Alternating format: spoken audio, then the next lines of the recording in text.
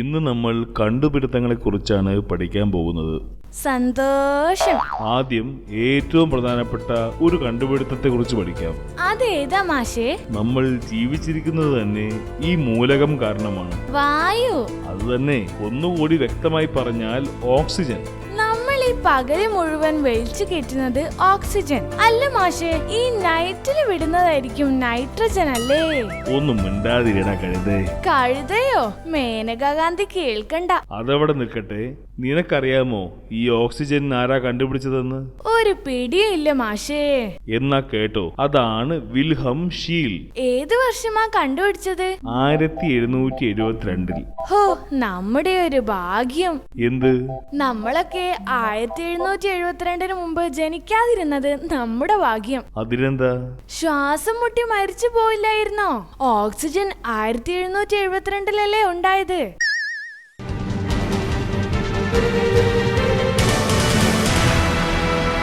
എന്നാ ശരി, ഇന്നത്തെ ട്യൂഷൻ കഴിഞ്ഞു. നാളത്തെ പരീക്ഷ നന്നായി എഴുതണം. അതൊക്കെ എന്ത് പറയാനാ മാഷേ? നീ നന്നായി എഴുതിയില്ലെങ്കിൽ എനിക്കാ ചീത്തപ്പേര്. അത് മാഷിന് പണ്ടേ നല്ലവണ്ണം ഉണ്ടല്ലോ. അത് വിട്. രാവിലെ കുറച്ച് നേരത്തെ എഴുന്നേൽക്കണം. ഓ ഉണ്ടല്ലോ.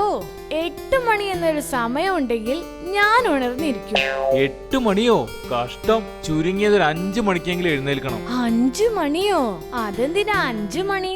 എന്നാലേ എല്ലാത്തിനും ഒരു സമയം ഉണ്ടാവും. എഴുന്നേറ്റ ഉടനെ ഒരു 3/4 മണിക്കൂറെങ്കിലും വ്യായാമം ചെയ്യണം. വ്യായാമമോ? ഞാനോ?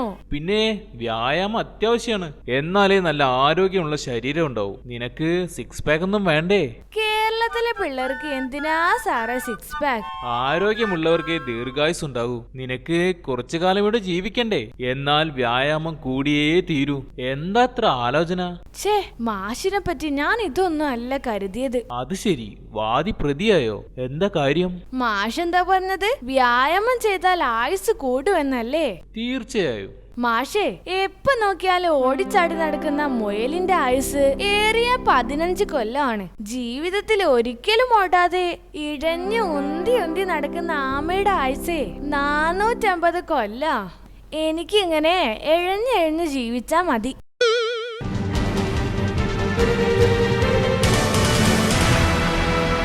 അല്ല ടിൻഡോ, ഇങ്ങോട്ടൊന്നും കാണാറില്ലല്ലോ എന്നെ. ഒന്നുമില്ല, കൊറേ ആയല്ലോ നിങ്ങളെ പുറത്തേക്കൊന്ന് കണ്ടിട്ട്. തിരക്കല്ലേ, ഒരു രക്ഷയില്ല. തിരക്കോ? അതിന് നിങ്ങൾക്ക് ജോലിയൊന്നും ഇല്ലല്ലോ. വീട്ടിൽ തന്നെ എന്തൊക്കെ ജോലികളാ. പറമ്പ് കിളക്കണോ, പശുവിനെ കറക്കണോ, തെങ്ങുമ്മ കയറണോ, ഒക്കെ നമ്മള് തന്നെയാ. തേടിയുള്ളി കാലി ചുറ്റി. എന്റെ പൊന്നു ആചാരേ, എന്നെ ഒന്ന് ട്രെയിനിയായി എടുക്കുവോ? പഠിച്ചു മടുത്തു. അയ്യയ്യേ, അത് മോശല്ലേ. പഠിത്തം വേണ്ടേ? ഹാജിയാർക്ക് ആകെ വിദ്യാഭ്യാസം 3-ാം ക്ലാസ്സും ഗുസ്തിയും അല്ലേ? ഞാനിപ്പൊ തന്നെ 4-ാം ക്ലാസ് ആയി. വരുമാനം വേണ്ടടോ. ഞാൻ ജോലിയുള്ള ഭാര്യയെ കെട്ടു. പിന്നെ ഹാജിയാരെ പോലെ കൃഷി ചെയ്യും, പശുവിനെ കറക്കും. അതുപോരെ? ഈ ആള് കൊള്ളാലോ. എന്തെടുത്താ നോക്കുന്നത്? ഹാജിയാരെ, ഒന്ന് ഫാൻ ഇട്. വല്ലാതെ ചൂടെടുക്കുന്നു. ഫാനോ? അതിന്റെ ആവശ്യമുണ്ടോ? മഴക്കാലല്ലേ. ഒന്നിട് പ്ലീസ്. ഏയ്, അതിന്റെ ആവശ്യമില്ല. വല്ലാത്ത പിശുക്ക് തന്നെ. എന്നാലും എന്നേക്കാൾ വലിയ പിശുക്കനോ? അല്ല, ഈ എന്റെ വീട്ടിൽ നിന്ന് ചൂടെടുത്താല് സാധാരണ എന്താ ചെയ്യാ? ഞാൻ AC-യുടെ അടുത്തിരിക്കും. എന്നിട്ടും ചൂട് മാറിയില്ലേ? ഏടെ കുത്തിരിക്കൂ? അപ്പൊ ഞാൻ AC-യുടെ കുറച്ചും കൂടി അടുത്തിരിക്കും. പിന്നെയും ചൂട് മാറിയില്ലെങ്കിലോ? എന്നാ പിന്നെ ഒന്നും നോക്കില്ല, പിശുക്കൊക്കെ മാറ്റി വെച്ച് AC ഓൺ ചെയ്യും.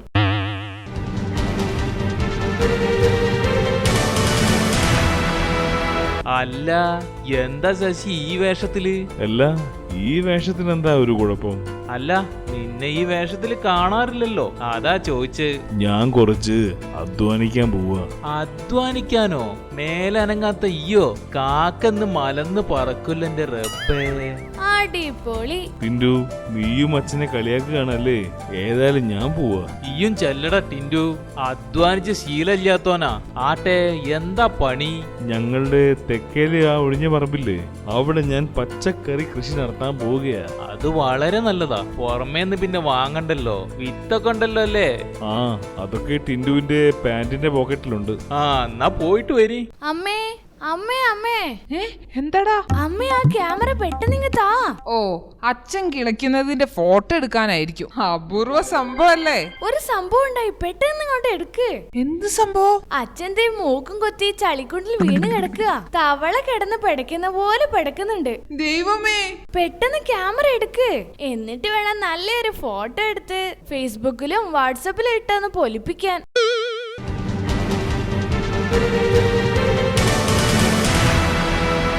അല്ല, ടിന്റുവിനെന്തോ ജോലി കിട്ടിയെന്ന് കേട്ടല്ലോ. പിന്നെ അവൻ ശനിയും ഞായറും പോകും. ആ 2 ദിവസം മതി അവന്. മൊത്തം ഒരാഴ്ചത്തെ പണിയെ അവൻ ഒറ്റയ്ക്ക് എടുക്കും. ഒന്ന് കുറച്ചുകൂടെ. അല്ലല്ല, ഉള്ളതാ. അവന്റെ ബോസിന് അവനെ വലിയ കാര്യമാ. അത് ശരി, ഭയങ്കരം തന്നെ. അവന്റെ കീഴിലെ 20 ജൂനിയേഴ്സ് വർക്ക് ചെയ്യുന്നുണ്ടെന്ന് പറഞ്ഞേ. ആഹാ, അവനാള് കൊള്ളാലോ. പിന്നെ നല്ല ശമ്പളമല്ലേ? എത്ര കിട്ടും? ചേട്ടാ, പെണ്ണുങ്ങളുടെ പ്രായവും ആണുങ്ങളുടെ ശമ്പളം ചോദിക്കാൻ പാടില്ലെന്നാ. ആ, അതും ശരിയാ. ദാ വരുന്നുണ്ട് എന്റെ മിടുക്ക മോൻ. അല്ല, നീങ്ങുവാ, ഞാൻ ചോദിക്കട്ടെ. അല്ല, നിന്റെ കീഴില് എത്ര പേരാ ജോലി ചെയ്യുന്നതെന്ന് പറഞ്ഞേ? 20 പേരാ. അവൻ പറയട്ടെ. ആ, നീ വർക്ക് ചെയ്യുന്ന കട പ്ലാസ്മ ബിൽഡിങ്ങിലെ ഫോട്ടോസ്റ്റാറ്റിന്റെ കടയല്ലേ? എനിക്ക് താഴെ 20 ജീവനക്കാരാ, അറിയോ? എടാ, അവിടെ നീയും നിന്റെ ഫോട്ടോസ്റ്റാറ്റ് മെഷീനും അല്ലാതെ ആരുമില്ലെന്ന് എനിക്കറിയാമല്ലോ. ഞാന് 2nd ഫ്ലോറിലാ. എന്റെ താഴെയാ State Bank of India 1st ഫ്ലോറില്. അതുകൊണ്ടാ ഞാൻ അങ്ങനെ പറഞ്ഞേ.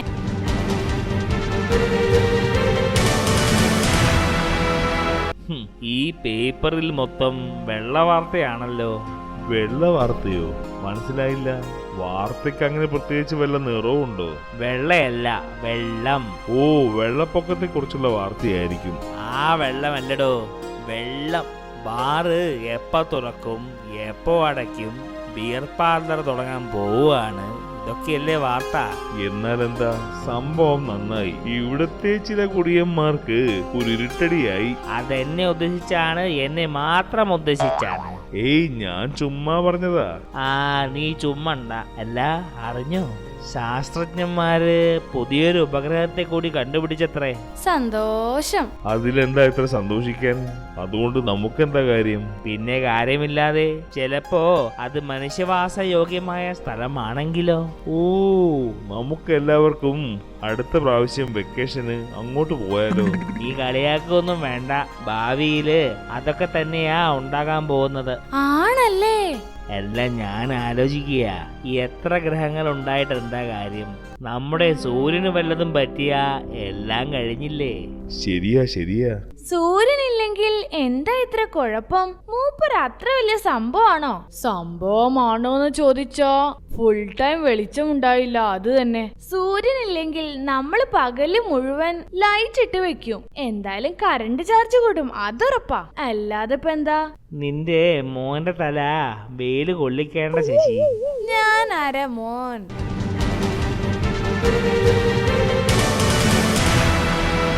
ഓ, എന്റെ ശശി, എന്റെ നടുവിന് വല്ലാത്തൊരു പിടുത്തം. ആ, അത് ഇന്നലെ നമ്മൾ കോളനിയിലെ വാട്ടർ ടാങ്ക് ക്ലീനാക്കിയില്ലേ, അതാ.